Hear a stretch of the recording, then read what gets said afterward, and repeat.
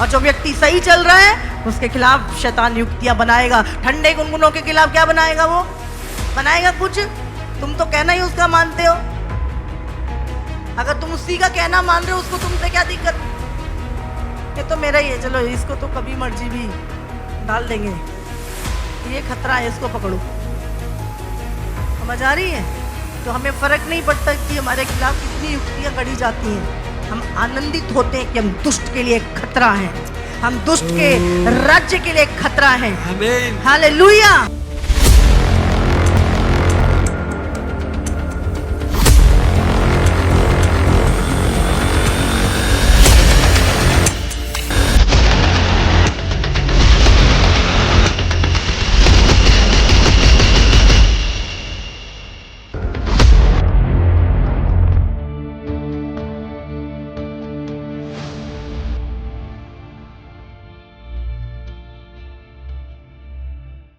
Romeo 8 हम निकालेंगे, उसका 1 हम अगर हम पढ़ें तो लिखा है, अतः अब जो मसीह यीशु में हैं उन पर दंड की आज्ञा नहीं, क्योंकि वे शरीर के अनुसार नहीं वरन आत्मा के अनुसार चलते हैं। अगर हम इसका 5 पढ़ें तो उसमें लिखा है, क्योंकि शारीरिक व्यक्ति शरीर की बातों पर मन लगाते हैं, परंतु आध्यात्मिक आत्मा की बातों पर मन लगाता है। शरीर पे मन लगाना तो मृत्यु है, परंतु आत्मा पर मन लगाना जीवन और शांति है। क्योंकि शरीर पर मन लगाना तो परमेश्वर से बैर रखना है, क्योंकि ना तो परमेश्वर की व्यवस्था के अधीन है।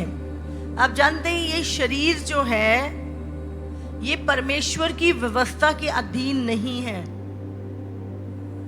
ये पाप की व्यवस्था के अधीन है। क्योंकि जब आदम ने पाप किया तो वो आत्मा शरीर सब में ही भ्रष्ट हो गया था।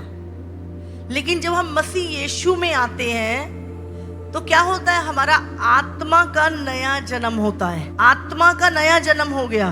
लेकिन शरीर अभी क्या है? पुराना है। और अभिलाषाएं सारी लड़ती भिड़ती कहाँ पे है? शरीर में। तो अब जब एक व्यक्ति मसीह में आता है तो हम कहते हैं ना उसका नया जन्म हो गया है। अब एक नया व्यक्ति तुम्हारे भीतर रहता है, नया जन्मा हुआ, और वो शारीरिक नहीं है, वो आत्मिक है। लेकिन अभी भी हम क्या कर रहे हैं? शरीर के अनुसार चलते हैं, शरीर के अनुसार सोचते हैं, शरीर के अनुसार बोलते हैं। लेकिन परमेश्वर क्या कह रहा है? शरीर पे मन लगाना क्या है? मृत्यु है, और आत्मा पे मन लगाना जीवन है। हमें रियल चीजों के ऊपर फेथ करना है, फेक चीजों के ऊपर नहीं। संसार क्या कह रहा है, संसार का ज्ञान क्या कह रहा है, संसार की चीजें क्या कह रही हैं, विज्ञान क्या, बहुत सब झूठ हो सकता है। लेकिन प्रभु का वचन क्या है? रियल है। तुम्हारे भीतर आत्मा है, वो क्या है? रियल है। समझ रहे हैं? है कि नहीं? बोलो दिखती तो है नहीं। अभी तुम्हारे अंदर ब्लड है क्या? दिख रहा है? लेकिन तुम्हारी पूरे शरीर में दौड़ रहा है। छोटी से छोटी पतली से पतली नसों के अंदर भी ब्लड क्या कर रहा है? प्रवाह कर रहा है। समझ रहे हैं आप? पूरी बॉडी के अंदर। लेकिन तुम्हें पता चल रहा है? नहीं पता चल रहा। पूरा ब्लड तुम्हारे हार्ट से छन के फिर पूरी बॉडी में जाता है। और ये प्रक्रिया इंसान जब तक जीता है तब तक चलती है, लेकिन हमें दिखाई नहीं दे रही। तुम्हारा शरीर अंदर से फंक्शन कर रहा है, तुमने खाना खाया भी, वो क्या कर रहा है? पचा रहा है, काम कर रहा है, लेकिन तुम्हें दिख नहीं रहा, पर वो रियल है ना? और तुम विश्वास करते हो कि हाँ ये रियल है। इसी तरह हमारा नया जन्म हो चुका है, ये क्या है? रियल है। और हमें रियल चीजों के ऊपर मन लगाना।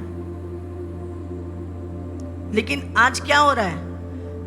संसार का प्रभाव, पुराने जीवन की बातें, दुष्टता की बातें, वो प्रभाव क्या है? दुष्ट का आज लोगों के ऊपर पड़ता है और वो शरीर में चलना शुरू कर देते हैं। देखो, जब परमेश्वर ने इजराइलियों को निकाला, बाइबल कहती है कि सबने बादल के नीचे बपतिस्मा लिया, सबने एक चट्टान से पिया और सबने मसीह का बपतिस्मा उस समय पर लिया।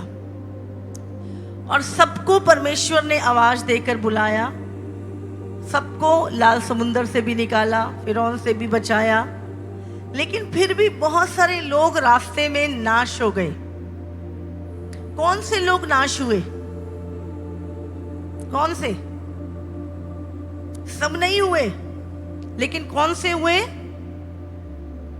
जो शरीर के अनुसार चले, जिनका ध्यान केवल शरीर की बातें, शरीर के काम और संसारिक सोच जिनके अंदर थी। लेकिन जो लोग परमेश्वर पे भरोसा करते थे, हर दिन के लिए, हर समय के लिए, हर चीज के लिए वो परमेश्वर पे भरोसा करते थे, वो परमेश्वर के प्रॉमिस लैंड में पहुंच गए। हालेलुया! समझ आ रही है आपको? अब जो मसीह यीशु में है, उन पे दंड की आज्ञा नहीं, उनके ऊपर मृत्यु का कोई प्रभाव नहीं है। क्या? क्योंकि अनंत काल का जीवन कहाँ है? तुम्हारे पड़ोसी के अंदर कि तुम्हारे अंदर? बोलो, पाया है क्या? विश्वास है कि तुमने अनंत काल का जीवन पा लिया? क्योंकि बाइबल कहती है कि जितनों ने परमेश्वर पर विश्वास किया, परमेश्वर ने उन्हें अपनी संतान होने का अधिकार दिया। अगर परमेश्वर नाश नहीं होता तो उसके बेटे भी कभी नाश नहीं होंगे। हालेलुया! यीशु मसीह नाश हुआ क्या? हाँ, आज वो स्वर्ग में पिता के दाहिने बैठा है। और हम जो परमेश्वर के पुत्र हैं, हम भी परमेश्वर के साथ अनंत काल के लिए स्वर्ग में रहने वाले हैं। हालेलुया! तो वो अनंत काल का जीवन हमें मिल गया कि मिलेगा? बाइबल कहती है कि परमेश्वर ने जगत से ऐसा प्रेम किया कि उसने अपना इकलौता पुत्र दे दिया, ताकि जो कोई उस पर विश्वास करे वो नाश ना हो, बल्कि अनंत काल का जीवन पाए। तो जिस दिन तुमने यीशु पे विश्वास किया, उसी दिन तुमने नया जन्म पाया और तुम अनंत काल का जीवन तुम्हारे भीतर आ गया। हालेलुया! हालेलुया! तो अब जब वो अनंत काल का जीवन तुम्हारे भीतर है, तो अब तुम्हारी जो सोच है वो पुरानी नहीं होनी चाहिए। शारीरिक सोच नहीं, शारीरिक डर नहीं, शारीरिक चिंताएं नहीं। अब हमारी सोच कैसी? मसीह जैसी, मसीह जैसी सोच, मसीह जैसा मन। समझ रहे हैं? अभी अब हम शारीरिक लोग नहीं हैं। अभी बताओ, जब आप मसीह में आ जाते हैं, क्या हमारा संसार में मन लगता है? बताओ, संसार के कामों में मन लगता है? संसार की बातों में मन लगता है? थोड़ी देर बैठ भी जाते हैं, पर कुछ नहीं है, चलो उठ यहाँ से, भाग लो यहाँ से। हाँ, और मसीह के साथ हम पूरा पूरा दिन बैठे रहते हैं। भूख भी नहीं लगती है, प्यास भी नहीं लगती है, पूरा दिन प्रभु की बातें सुनते रहो, बोलते रहो। हाँ, ये क्या है? ये आत्मिक जीवन है। क्योंकि तुम्हें सुकून शरीर में नहीं मिल रहा, अब तुम्हें सुकून और शांति क्या है? आत्मा की बातों में मिलती है, क्योंकि अब तुम आत्मिक हो। पर जो लोग शरीर में जी रहे हैं, वो तुम्हें आधा घंटा भी बर्दाश्त नहीं कर पाते। समझ रहे हैं? और छोड़, तुम क्या बातें करता रहता, फालतू बात, क्या प्रभु प्रभु लगाए, काम की बात कर कुछ। अब हमारे लिए, हम आत्मिक लोग हैं, हमारे लिए काम की बात ही यही है।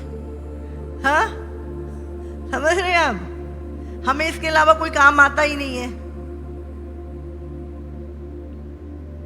तो परमेश्वर का वचन कहता है, क्योंकि शारीरिक व्यक्ति शरीर की बातों पे मन लगाते हैं।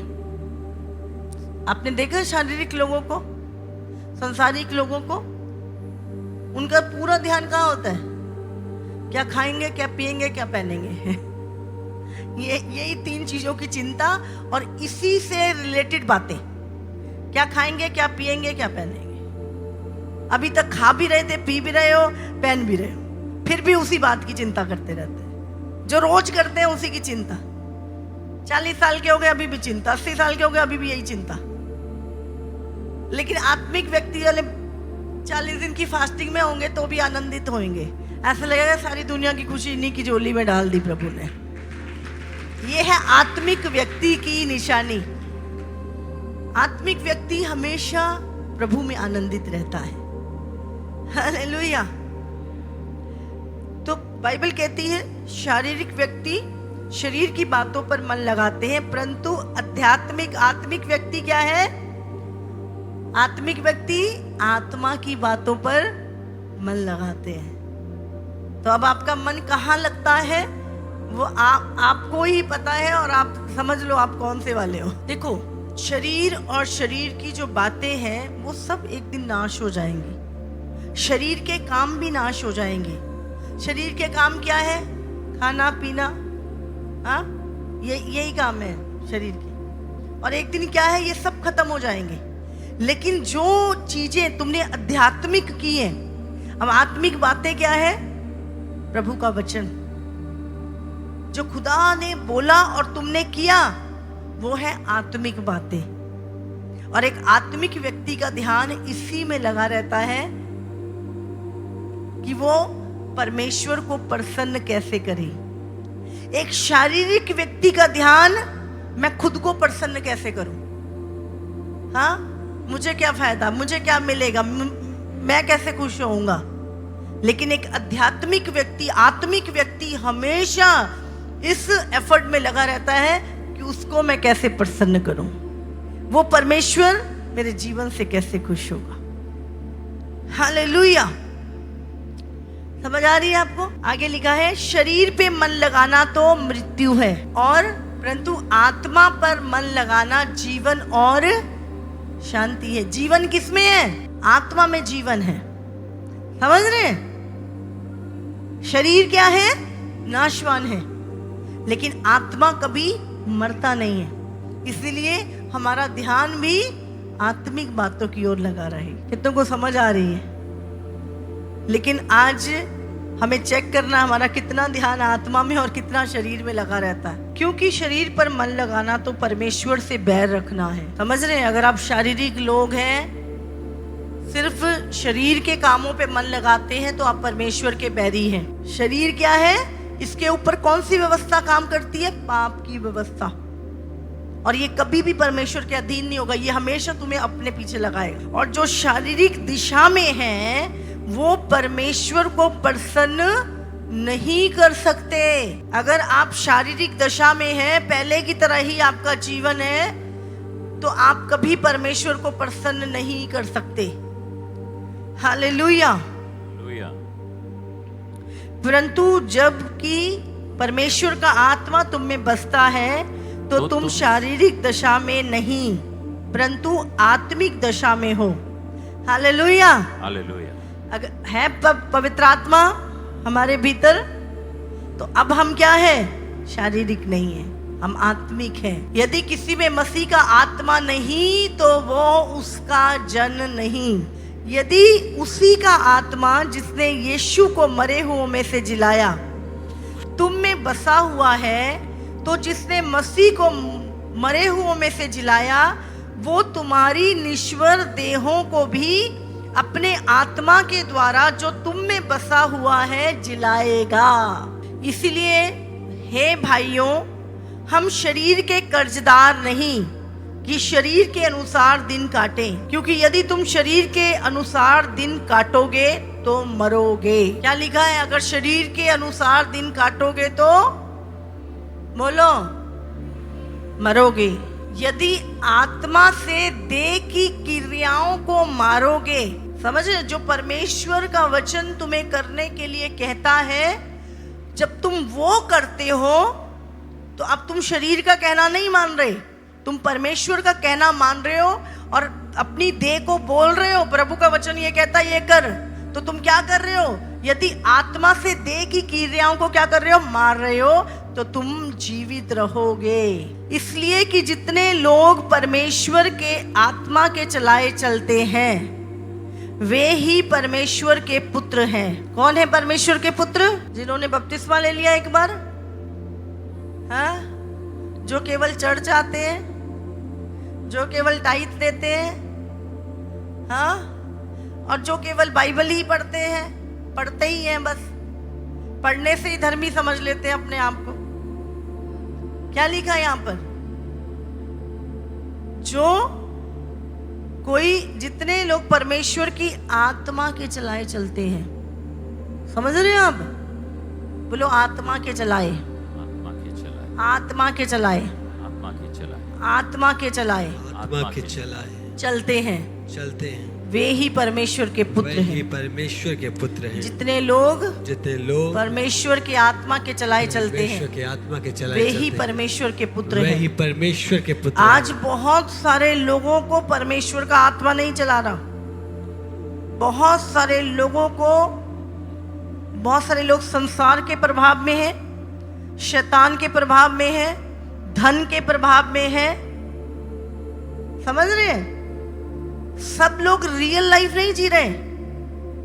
सब मसीह के आत्मा के चलाए नहीं चल रहे हैं। मसीह का आत्मा जो तुम्हें कहता है वो कभी भी शरीर से मैच नहीं खाएगा।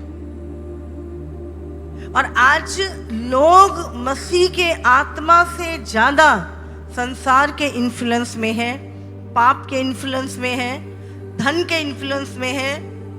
बहुत सारे प्रभाव जो संसार के, जो आदम को जिसने घेर लिया था, आज भी बहुत सारे मसीह लोग उन्हीं प्रभाव के अंडर में हैं। लेकिन बाइबल कहती है कि जो आत्मा के चलाए चलेगा वो ही परमेश्वर का पुत्र है। अभी सपोज करो परमेश्वर हमें कुछ कह रहा है करने के लिए, पर तुम्हारा मन नहीं है। हाँ, परमेश्वर कह रहा है इस बहन की मदद कर। अरे छोड़ प्रभु, मेरे को इतने काम है, मैं बिजी हूँ, मेरे पास टाइम नहीं है। प्रभु कहता कर, और आप क्या कर रहे हो? अब सारे काम छोड़ के प्रभु की आवाज सुन के वो कर रहे हो जो प्रभु बोल रहा है। तो तुम किसके अनुसार चल रहे हो? आत्मा के अनुसार चल रहे हो। हाँ, परमेश्वर कह रहा है इस व्यक्ति को माफ कर, आप कह रहे हो नहीं मैं नहीं करूंगा। आपको फिर परमेश्वर कह रहा है, आप चाहे झुंझला के गए पर आपने कर दिया, तो आप किसके अनुसार चल रहे हो? आत्मा के अनुसार चल रहे हो। और क्या हो रहा है? शरीर की, मन की बातें, शरीर की क्रियाएं क्या है? खत्म हो रही हैं। आज जो फेक है उसको लोग रियल मान रहे हैं, और जो रियल है उसके तरफ ध्यान ही नहीं है। आत्मा रियल है, हाँ कि ना? समझ रहे हैं? लेकिन आत्मा की ओर ध्यान नहीं। परमेश्वर रियल है, हाँ कि ना? परमेश्वर की ओर ध्यान नहीं है। प्रभु का वचन रियल है, पर प्रभु के वचन से ज्यादा हम क्या है? संसार के प्रभाव में जी रहे हैं। तुम्हारे जो विचार है वो रियल है। तुम्हारी जो इमेजिनेशन है वो रियल है, तुम्हारा हार्ट रियल है। पर आज नकली चीजों ने रियल चीजों को घेर लिया है। खुशी कहाँ से आती है? दुनिया में कोई अमीर नहीं, कोई गरीब नहीं, सबकी जरूरत सेम है कि नहीं? बोलो। पर एक सोच है बस इंसान की, एक सोच है। आनंद बाहर से आता है या अंदर से? बोलो। खुशी बाहर से मिलती है अंदर से? तो आनंद तो अंदर है, शांति तो अंदर है। हम कहाँ ढूंढ रहे हैं? बाहर। इससे ये मिल जाएगी, यहाँ से मिल जाएगी, यहाँ से, पर सब कुछ अंदर है। तुम्हारे आत्मा के अंदर शांति है, आत्मा के अंदर वो आनंद है। पर शैतान क्या कर रहा है? हमें इन्फ्लुएंस में, प्रभाव में ले जाके हमारी जो रियल चीजें हैं उनको चोरी कर रहा है और नकली चीजों को असली दिखा रहा है। अब तुम्हारे विचार जो है वो रियल है। संसार की जो एजुकेशन है वो नकली हो सकती है। रोज किताबों में बदलाव हो रहे हैं, झूठ को सच बना के, सच को झूठ बना के पढ़ा रहे हैं, और हम सोच रहे हैं रियल है। ये रियल नहीं है, इंसान की सोच है। लेकिन प्रभु का वचन रियल है। हालेलुया। इंसान की सोच से उसने किताब लिख दी है, रियल नहीं हो सकता, लेकिन जो परमेश्वर की का वचन है वो रियल है। इसीलिए हमें प्रभु के वचन के ऊपर अपना ध्यान लगाना है। और यही हो रहा आज, रियल चीजों के ऊपर ध्यान नहीं, फालतू चीजों के ऊपर, क्योंकि शैतान क्या कर रहा है, आत्मिक लोगों को शारीरिक बना रहा है। प्रभु कहता है जो आत्मा के चलाए चलते हैं वही मेरे पुत्र हैं। समझ आ रही है आपको? रियलिटी से कनेक्ट रहो, रियल चीजों से। दिखावे की लाइफ, फेक लाइफ दूर रहो, ये तुम्हें तंग करेगी। रियल लाइफ तुम्हें आनंद पहुंचाएगी, क्योंकि उसमें परमेश्वर की प्रसन्नता सम्मिलित है। हालेलुया। समझ आ रही है आपके? बाइबल कहती है परमेश्वर के मार्ग में हर उत्तम पदार्थ पाया जाता है। हर उत्तम पदार्थ, ये परमेश्वर का वचन कहता है। धर्मी का वंश कभी भीख मांगते नहीं देखा गया। ये रियल वर्ड है जो प्रभु के मुंह से निकला है। लेकिन संसार क्या है, झूठे वायदे करता है, वो इन्फ्लुएंस झूठा है। सब चीजें फेल हो सकती हैं, पर प्रभु का वचन कभी फेल नहीं हो सकता। हालेलुया। इसीलिए जो चीजें रियल है उस पे हम ध्यान लगाएं। आत्मा क्या है? रियल है। परमेश्वर रियल है, उसका वचन रियल है। स्वर्ग क्या है? परमेश्वर का किंगडम जो है, परमेश्वर का एक बड़ा शहर, हाँ, वो हमारा संदेश, वो रियल है। हालेलुया। बाइबल हमें बताती है कि ये पूरी पृथ्वी आग के गोले तिप्त होके नीचे गिरेंगे और खत्म हो जाएगी। हम देख रहे हैं रोज। अभी शायद कुछ दिन पहले रूस में एक बड़ा भूकंप आया, सुनामी आई, हाँ, ताइवान और चाइना और कितने सारे देश हैं जहाँ पे सुनामी का पानी पूरी बिल्डिंगें ढह गई, कितने लोग मर गए, लापता हो गए। और हम पूरी दुनिया में देख रहे हैं इस समय। आने वाला समय जो परमेश्वर की छत्र छाया में है, जो आत्मा में मन लगाए हुए हैं, उनके लिए कोई दिक्कत नहीं है। पर जो शरीर में चल रहे हैं, शरीर में भरोसा कर रहे हैं, अपनी बातों पे, शारीरिक बातों पे भरोसा कर रहे हैं, वो धोखा खाएंगे। तुम्हें संसार धोखा दे सकता है, लोग धोखा दे सकते हैं, तुम्हारे जीवन का हर सिस्टम तुम्हें धोखा दे सकता है। पर एक ही है जो कहता है मैं तुझे कभी धोखा ना दूंगा, और वो कभी झूठ नहीं बोलता। वो कहता है मैं तुझे कभी नहीं छोड़ूंगा, तू किसी भी चीज से मत डर, मैं हमेशा तेरे साथ रहूंगा। हालेलुया। और हमें इसी बात पर भरोसा करना है और एक रियल लाइफ जीनी है, दिखावे की लाइफ नहीं। दिखावे की लाइफ थोड़े दिनों की होती है। हाँ, आप कितने मर्जी ब्रांडेड कपड़े पहन लो, जब ये व्यक्ति बीमार होता है तो डॉक्टर की ड्रेस पहन के लेटा होता है। समझ रहे? तो दिखावे की लाइफ नहीं, रियल लाइफ जियो।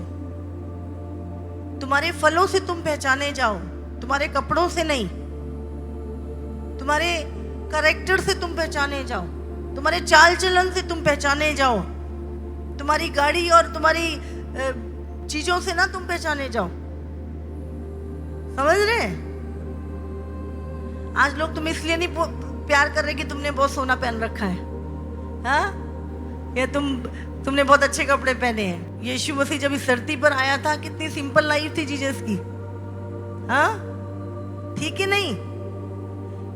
लेकिन कितना प्यार आज हम यीशु को करते हैं, क्योंकि यीशु ने रियल लाइफ जी। उसने पिता को प्रसन्न किया।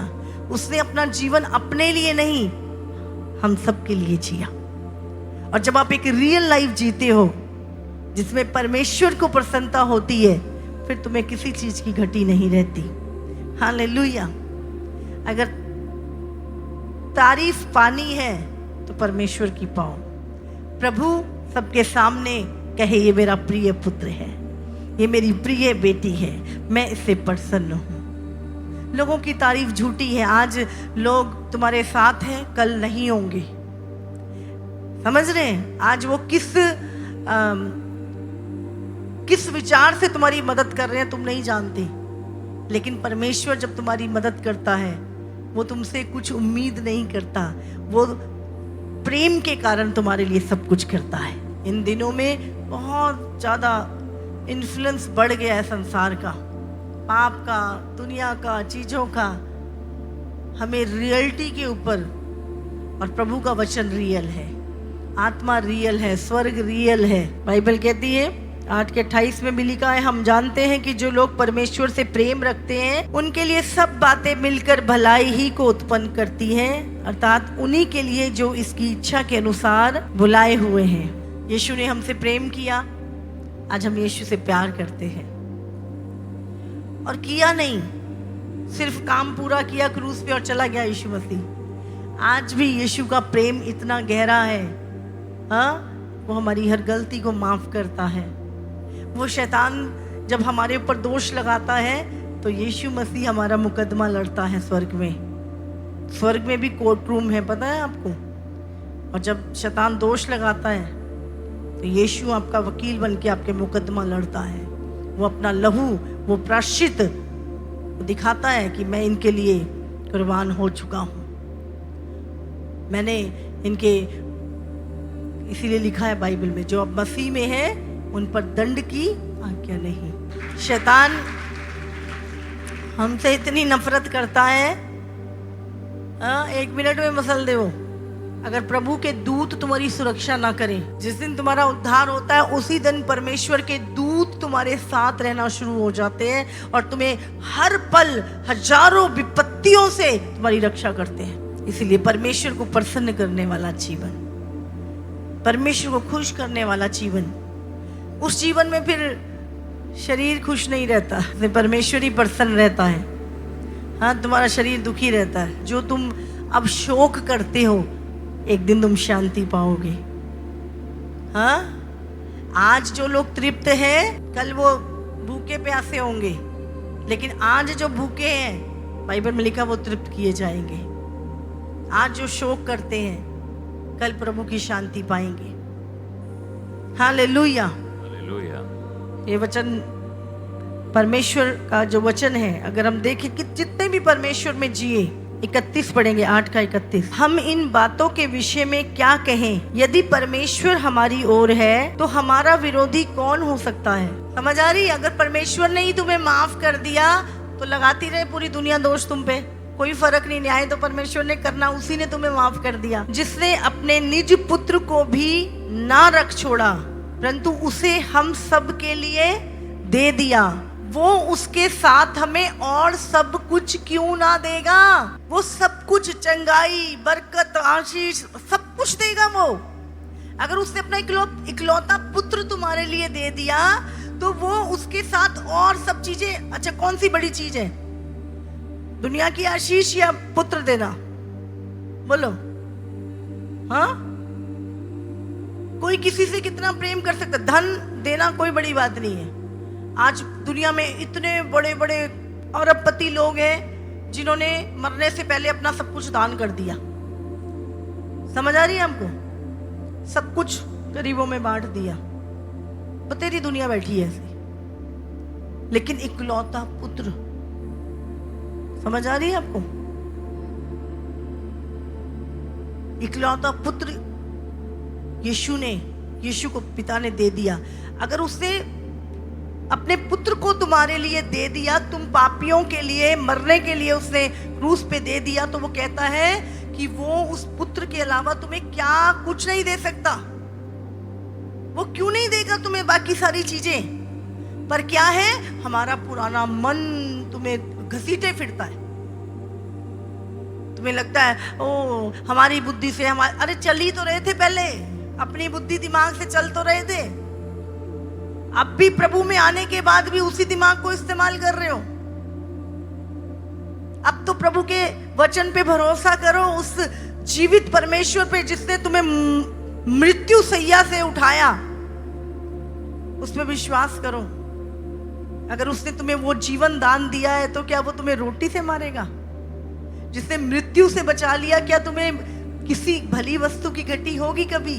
कभी नहीं होगी, हो ही नहीं सकता, क्योंकि तुम्हारा बुलाने वाला वो भरपूरी का परमेश्वर है, वो बहुतायत का परमेश्वर है। जब इब्राहिम निकला था वो अकेला खाली निकला था, हाँ, लेकिन एक दिन आया जब वो पूरी सारी जातियों का पिता बन गया। दाऊद जब निकला था तो कुछ नहीं, चरवाहा था, लेकिन खुदा ने उसे राजा बना दिया।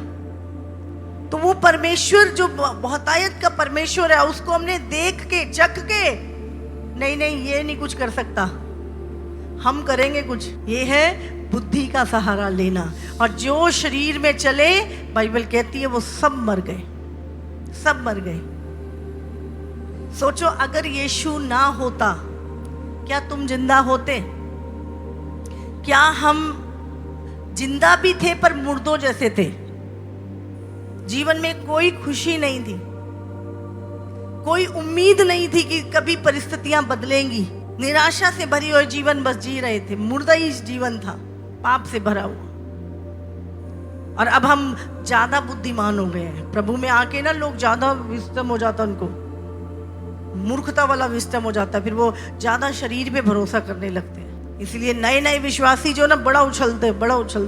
प्रभु थोड़ा सा सताव आता है, थोड़ा सा तूफान आता है, जैसे चेले, हाँ, इतने बड़े बड़े चमत्कार देखे, 4-4 दिन के मुर्दे जिंदा होते हुए देखे उन्होंने, पर जैसे ही नाव में यीशु सो रहा था, नाव हिलने डुलने लगी, घबरा गए। प्रभु तेरे को चिंता ही नहीं है, हम मर रहे हैं। हाँ, आज भी लोग ऐसे ही हैं, इतने बड़े बड़े चमत्कार जीवन के भूल जाते हैं जो प्रभु ने किए हैं। क्या खाएंगे क्या पिएंगे इसकी चिंता में लग जाते हैं। और प्रभु से, प्रभु देख क्या हो रहा है। प्रभु कहता पहले वाला देख क्या था, हाँ, पहले वाली जिंदगी देख तेरी क्या थी। पेशेंस रख, मैं नाव में ही हूं, चिंता क्यों करता है। प्रभु तुझे पता नहीं, तू सो रहा है, तेरे को सोने की पड़ी है, हम मर रहे हैं। ऐसे चेले बहुत सारे, ऐसे आज विश्वासी हैं।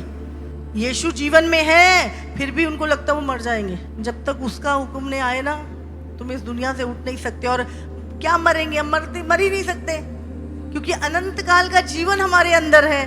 वो जीवन क्या है, वो तो खत्म हो ही नहीं सकता। तुम्हारा आत्मा कभी नहीं मरेगा, उसके अंदर जीवन है। बस ये शरीर क्या है, महिमा में देह में बदल जाएगी। Hallelujah, hallelujah.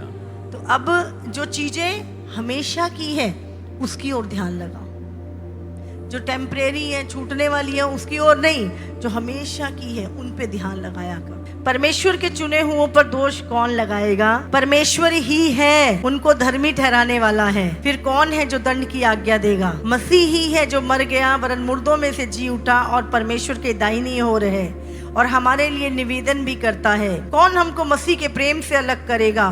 क्या कलेश, क्या संकट, क्या उपद्रव, क्या अकाल, क्या नंगाई या जोखिम या तलवार? जैसा लिखा है, दिन भर हम घात किए जाते हैं, हम वध होने वाली भेड़ों के समान गिने जाते हैं। परंतु उन सब बातों में भी हम उसके द्वारा जिसने हमसे प्रेम किया जयवंत से भी बढ़कर हैं। क्योंकि मैं निश्चय जानता हूं कि ना मृत्यु, ना जीवन, ना स्वर्गदूत, ना प्रधानताएं, ना वर्तमान, ना भविष्य, ना सामर्थ, ना ऊंचाई, ना गहराई और ना कोई और सृष्टि हमें परमेश्वर के प्रेम से जो हमारे प्रभु यीशु मसीह में है अलग कर सकेगी। हालेलुया। ऐसा जीवन जियो कि कोई चीज तुम्हें मसीह के प्रेम से अलग ना कर सके, तुम्हारी बुलाहट से तुम्हें अलग ना कर सके। हालेलुया। इतने स्ट्रांग बनो कि शरीर को ना कहना आए तुम्हें। हम सब कुछ जानते हैं और समझते हैं, उसके बाद भी हम मूर्ख बन जाते हैं कई बार और शरीर में चलते हैं, शरीर में सोचते हैं। हमारा सोचना शरीर में नहीं, अब हमारा सोचना आत्मा में है। बाइबल कहती है उसके कोड़े खाने से तुम चंगे हो गए, तो तुम चंगे हो चुके हो, तुम जयवंत से बढ़कर हो। लोग क्या कर सकते हैं? तुम्हारे शरीर को नाश कर सकते हैं, हाँ, पर तुम्हारे आत्मिक अविनाशी शरीर को पहनने से रोक सकते हैं? नहीं। तुम्हारा स्वर्ग मिस कर सकते हैं? नहीं। लेकिन अभी हमें क्या करना है? शरीर की अभिलाषाओं को पूरा नहीं करना। क्या है शरीर की अभिलाषाएं? पाप। पाप। और बाइबल कहती है आंखों की अभिलाषाएं, शरीर की अभिलाषा और जीविका का घमंड जिसके भी अंदर है उसके अंदर मसीह का प्रेम नहीं है, पिता का प्रेम नहीं है। और जिसके अंदर पिता का प्रेम है उसके अंदर ना तो शरीर की अभिलाषा होगी, ना आंखों की अभिलाषा होगी और ना जीविका का घमंड होगा। जिसके अंदर पिता का प्रेम है। और जिसके अंदर पिता का प्रेम नहीं है वो शरीर की अभिलाषाएं भी होंगी, आंखों की अभिलाषाएं भी 24 घंटे और जीविका का घमंड। उसके अंदर पिता का प्रेम नहीं हो सकता। इसलिए हम शारीरिक होकर नहीं, लिखा है आत्मा के द्वारा शरीर की क्रियाओं को मारना है। ये शरीर पवित्र आत्मा का मंदिर है कि नहीं? लेकिन अगर हम इस शरीर से व्यभिचार कर रहे हैं तो हम किसको धोखा दे रहे हैं? अपने आप। बाइबल में लिखा है किसी व्यभिचारी की कोई मिरास नहीं है ऊपर। कोई अशुद्ध वस्तु स्वर्ग में एंटर नहीं करेगी। प्रभु ने कहा पवित्र बनो जैसे मैं पवित्र हूं। हम एक दूसरे का ध्यान नहीं, अपना ध्यान रखें पहले। और इस समय पाप इतना अधिक बढ़ चुका है कि अपने आप को पवित्र रखना केवल और केवल परमेश्वर से लिपटे रहने से ही हो सकता है। और शैतान का अटैक संसार पे नहीं, वो तो उसका ही है। ठंडे गुनगुने मसीहों का भी नहीं, जो शरीर में जी रहे हैं उनको, उसको भी शैतान कोई फर्क नहीं है। उसको फर्क पड़ता है आग से भरे हुए मसीहों से, जिनके दिए जल रहे हैं, जो आग से भरपूर है, जो आत्मा के चलाए चलते हैं, जो परमेश्वर की आवाज को सुनते हैं, जो शरीर की अभिलाषाओं के पीछे नहीं परमेश्वर की आवाज के पीछे चलते हैं, प्रभु की आत्मा की अगुवाई में चलते हैं। शैतान उनसे डरता है। Hallelujah, hallelujah. और वो उनके खिलाफ युक्तियां बनाता है। तो अगर वो हमारे खिलाफ युक्तियां बनाता है तो हम आनंदित हैं। हालेलुया, क्योंकि हम सही चल रहे हैं। और जो व्यक्ति सही चल रहा है उसके खिलाफ शैतान युक्तियां बनाएगा। ठंडे गुनगुनों के खिलाफ क्या बनाएगा? वो बनाएगा कुछ। तुम तो कहना ही उसका मानते हो। अगर तुम उसी का कहना मान रहे हो उसको तुमसे क्या दिक्कत? ये तो मेरा ही है, चलो इसको तो कभी मर्जी भी डाल देंगे, ये खतरा है, इसको पकड़ो। समझ आ रही है? तो हमें फर्क नहीं पड़ता कि हमारे खिलाफ कितनी युक्तियां गढ़ी जाती हैं। हम आनंदित होते हैं कि हम दुष्ट के लिए खतरा हैं, हम दुष्ट के राज्य के लिए खतरा हैं। आमीन, हालेलुया, हालेलुया। तो हमारे खिलाफ नहीं बनाई जाएंगी तो किसके खिलाफ बनाई जाएंगी? समझ रहे हैं? तो जो बैठ के फुस फुस करते हैं ना, ओ देखो ऐसा हो गया, पता है तुम्हें ये हो गया। अरे तुम्हारे खिलाफ बनाई होती तो मैं आनंदित होती। मुझे तो आनंद है, मैं तो बहुत आनंदित हूं। और दुष्ट बनाए 10 युक्तियां, और मुझे तो प्रॉब्लम तब होती है जब नहीं बनती है। समझ आ रही है? तब मुझे गड़बड़ लगती कुछ। शैतान मेरे पीछे है ना, मुझे पता है उसको प्रॉब्लम हो रही है। उसको प्रॉब्लम होनी चाहिए तुमसे। समझ आ रही है? और मैंने बताया था अगर तुम ये सब भला कह रहे हो और तुम सबकी नजर में अच्छे हो ना, तो प्रॉब्लम हो तुम। यीशु कितनों की नजर में अच्छा था? बोलो। अपने भी विरोध, सदूकी फरीदी भी विरोध, कितने चेले भी विरोध, जो साथ में रहते थे वो भी विरोध। इतना बुरा था क्या मेरा यीशु? बोलो। यीशु बुरा नहीं था, लोग समझ नहीं पाए थे यीशु को। जब आप आत्मा में चलोगे तो ज्यादा अच्छी बनने की कोशिश मत करना। तुम्हारे साथ सब, जब तुम प्रभु के वचन पे चलोगे, जो लोग नहीं चल पाएंगे, जिनको दिखावे की और नकली जीवन जीने की आदत है, वो तुम्हारे साथ कभी नहीं चल सकते। इसीलिए यीशु को छोड़ के भाग जाते सब। वो बहुत कठिन है, बहुत कठोर है। ऐसी बातें नहीं करनी चाहिए। मीठी मीठी अच्छी अच्छी बातें, शरीर की बातें कर, संसार जैसी बातें कर। हाँ, वो सदूकी फरीसी क्या करते थे? घंटों घंटों प्रार्थना करते थे और सारी विधवाओं के घर खा जाते थे। लंबी लंबी प्रार्थनाएं करते थे, बड़े बड़े चौके पहनते थे और उसके बाद क्या करते थे? अपना ही पेट भरते थे और दूसरों की जिंदगी नरक बना देते थे। हालेलुया। लूटपाट करनी, डाकुओं की खो बना दी थी उन्होंने प्रभु के भवन को। ऐसे लोगों से उसको कोई दिक्कत नहीं है। समझ आ रही है आपको? सुखराई से चलने वालों से दिक्कत है। तो यीशु सोच रहा, अरे 70 चेले छोड़ के चले गए, मेरे को विचार करना पड़ेगा, मेरे अंदर गलती तो नहीं है। हाँ? यीशु उसी की सुनता था बस। वो प्रसन्न रहता था तो ठीक है, बाकी उसको कोई चिंता नहीं थी। वो प्रसन्न रहना चाहिए, भले पूरी दुनिया तुमसे बैर करे।